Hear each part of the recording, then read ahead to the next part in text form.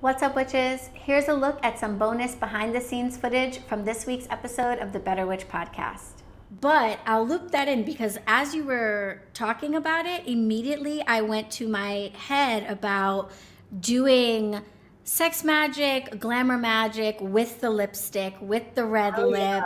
Yeah. And it immediately made me think about the first line in your intro, which I was planning to talk about later, but I guess I'll talk about with you now, which kicks off with you orgasming onto a penis candle,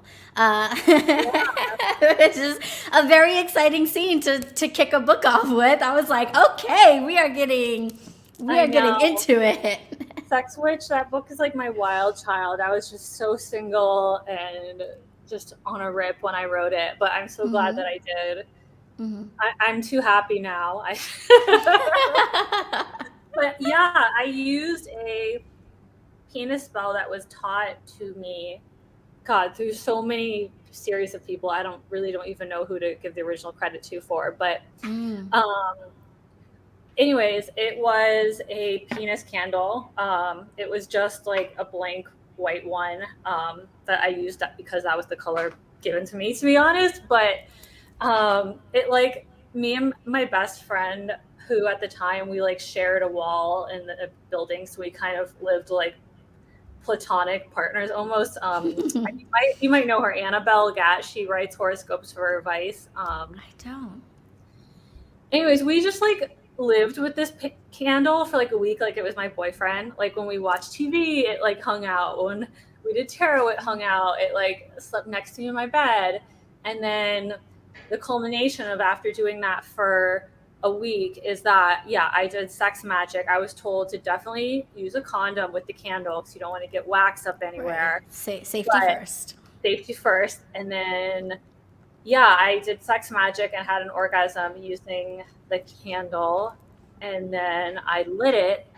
And the goal of the spell was to attract a healthy, long-term partner. I'm bisexual and didn't have a gender in mind when I was doing this spell. I went with a penis candle just because it's easiest as someone with a vagina to have sex with that. And it was what my friend gave me. You know, sometimes witches just have to be scrappy with what you got. You got to be practical, you know? Yeah, exactly. But that's the spell that is discussed in Sex Witch. Yeah, and I thought that was so, like, when I read that, of course, it was like, whoa, it was like a mind-blowing moment, but then it was like, wait, duh, that makes so much sense because when I do candle magic, I am rubbing my candle, I'm touching it, I'm talking to it, I'm breathing on it, I might be holding it to my chest or like rubbing it on myself in different places. And, you know, all with the idea of really infusing that candle with my intention. And so Exactly. it's like if your intention is romantic in nature or sexual in nature, or if it's just an intention that would maybe be fueled by like your sexual energy, to me, that's like the most direct way to really communicate with the candle that like this is what you are for. So I think that's genius. Yeah. I remember getting some really new agey advice like when I was in college, like about, I think it probably came from when that book The Secret came out and everyone was obsessed with that. Yeah. But it was like, it told some woman who really wanted to find a long-term serious partner was told to stop hogging the whole bed, to like to sleep on one side and make room for a partner. And that might sound like outdated or and gendered and weird, but I remember thinking that it kind of makes sense in a ritual for a long-term partner. You know, if I was just doing that candle for just sex, I wouldn't need to have it like live with me for a week. But I did infuse that, you know, idea of coupling and partnership into it, which I think is I mean, easier and you know, more ethical, I might say, than even like staging the damn thing. So Yeah, absolutely. I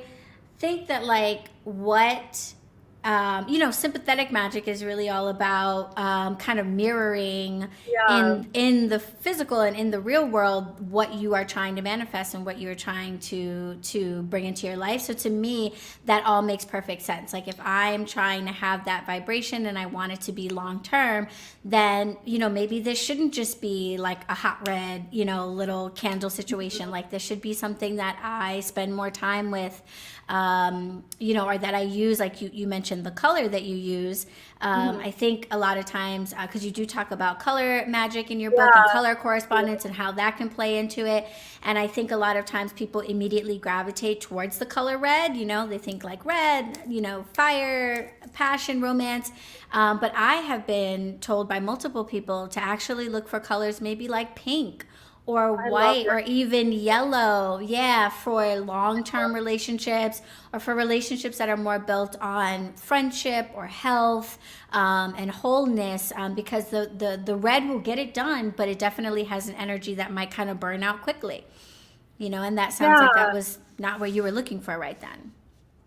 Well, I associate red with, very passionate, fiery, Mars type of relationships, and you can do that if you're looking for just sex, or if you're in a long-term relationship and maybe you've become a little too comfortable with each other as Yeah, roommates need and a you little want to spice.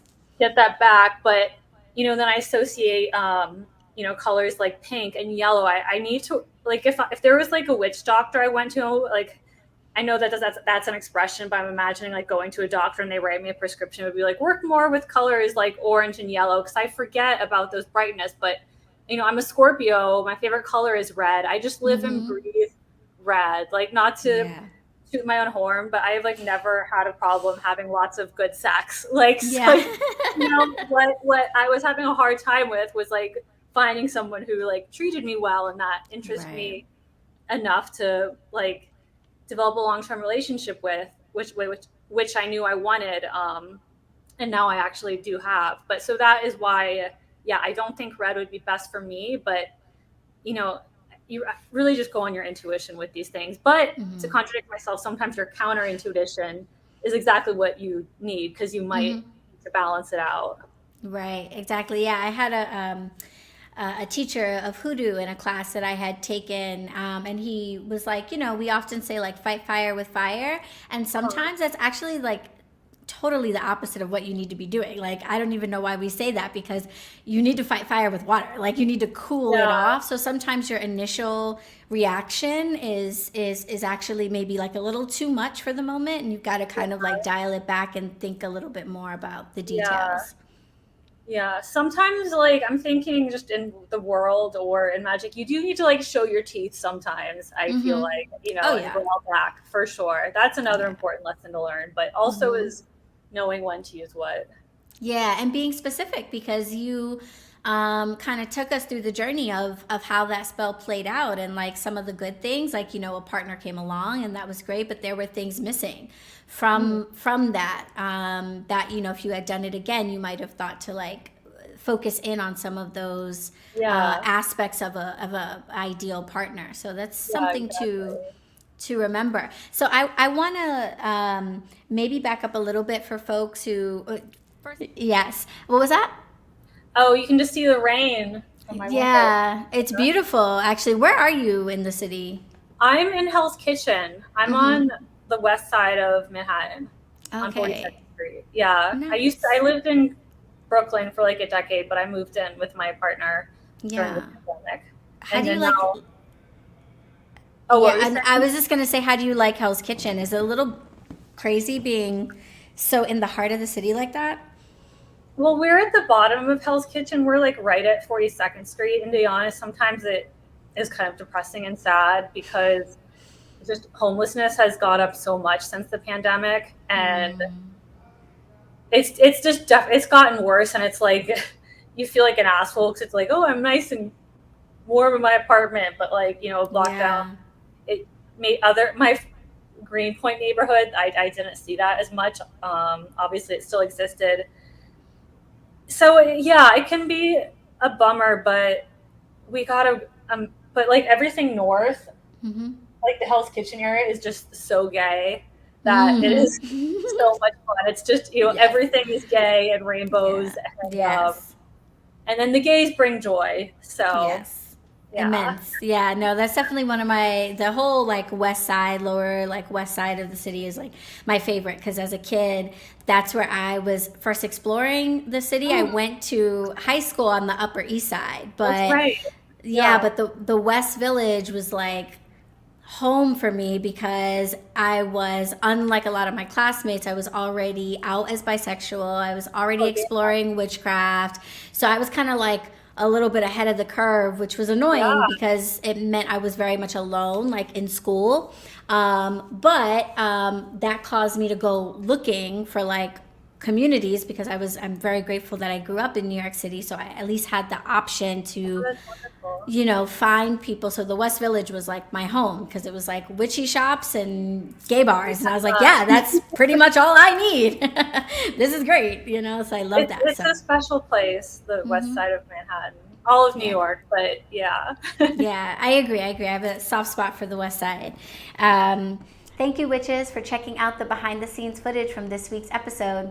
Tune into YouTube every Tuesday at 7 p.m. Eastern for a new episode, and definitely join us right after that episode airs for a Coven-only live Q&A with our guest co-host.